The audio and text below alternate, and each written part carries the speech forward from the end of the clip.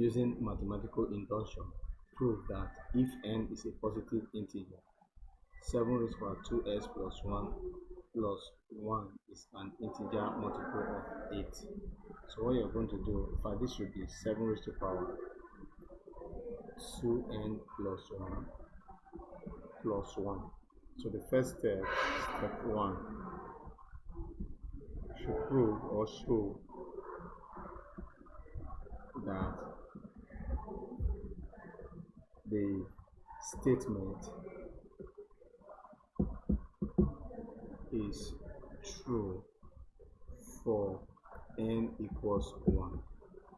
So you're going to have 7 raised to the power 2 times 1 plus 1 plus 1 is going to be equal to 7 raised to the power 2 plus 1 plus 1, and that's equal to 7 raised to the power 3 plus 1.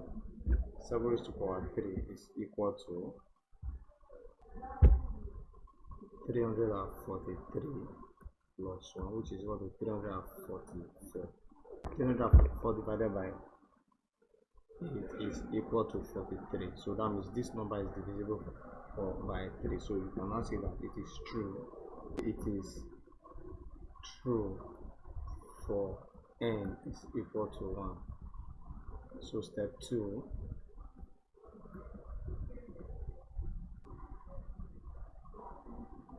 assume that it is true for n equals k. Remember that from the question we saw that n is an integer. That's n is a positive integer, meaning that n is a whole number, positive whole number. So we're going to equate this to 8s. So s is a positive integer, and so if this number here, this number is divisible by 8, then it has to be equal to 8 times another integer s. So what I'm just doing here is this, so don't get this confused. When I have, let's say for example, 4 divided by 2, it also is equal to 2, so that means 4 is equal to 2 times 2. So that's what I'm trying to transcribe there. So this x represents this 2, and the 8 represents this one 2 here. So if this number is divisible by 8, then if I multiply 8 by an integer s, that's another whole number s, I'm going to get what? This number. So what we're going to do now is to make 7 raised to the power 2k the subject of the formula. So I'm going to do this. So I'm going to have, so let's split this. So I'm going to have 7 raised to the power 2k times 7 raised to the power 1 is equal to 8x minus 1. What I've just done here, so apply the law of indices. So this is 7 raised to the power 2k times 7 raised to the power 1 is the same as this by applying the law of indices. Remember that a raised to the power s times a raised to the power y is the same as a raised to the power x plus y. So I just move this one back to this state by using this. So the next thing we're going to do is this.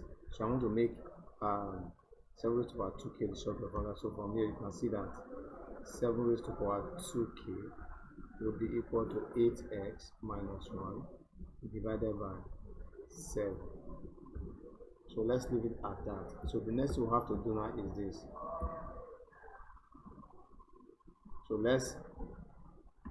So step 3.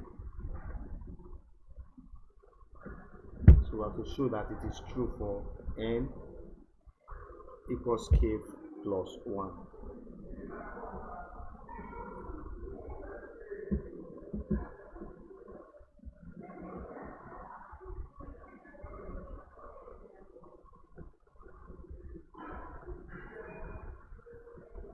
So let's prove that it is true for n equals k plus 1. So our original equation is 7 raised to the power 2n plus 1 plus 1.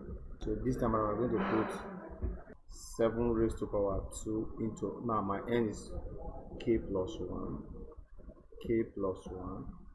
plus this one then plus this one is equal to, so let's expand this. So this is going to give us 7 raised to power 2k plus 2, that's 2 times k, 2 times 1 plus 1 plus 1. So this will be equal to 7 raised to power 2k plus 2 plus 1 is 3 plus 1.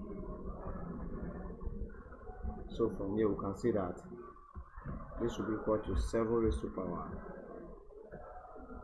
2k times 7 raised to power 3 plus 1. So what I have, the same law of indices I used for this. So this is 7 raised to power 2k times 7 raised to power 3, same as this, then plus 1. So this will be equal to, bring this out first. I'm going to have 7 raised to power 3 times 7 raised to power 2k plus 1. So let's move forward. Then from here, remember that 7 raised to power 2k from our previous step, 7 raised to power 2k is 8s minus 1 over 7. So we're going to replace 7 raised to power 2k with this in this one now. So we're going to have 7 raised to power 3 into, so 7 raised to power 2k is 8x minus 1 divided by 7, then plus this one. So we can work this out. So this is going to be equal to 7 raised to power 3 into 8x minus 1 plus 1 all over 7. So you see that this 7 will cancel out. So I left with 7 raised to power 2. So from here we can work this as 7 raised to power 2 is 49 into 8x minus 1 plus 1. So we expand the bracket. So 49 times 8 is equal to 392 and minus 49. We open this plus 1. So this is going to be equal to 392 minus, okay, there is s here, sorry, minus 48. So from here, factorize this and this by dividing through by 8. So if I divide this by 8, I'm going to have 49. And if I divide this by 8, I'm going to have 6. So it means that 8 is common to this and this. So I can factor out 8 here. So I'm going to have 49x minus 6. Now this right y is equal to 49x minus 6. So that means this is going to be 8y. Since x is an integer, then y is also what? An integer. So whatever the value of y, this number 8y must always be divided by what?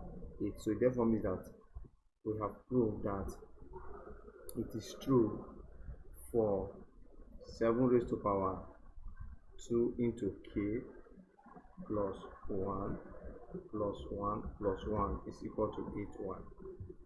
So it is true. Therefore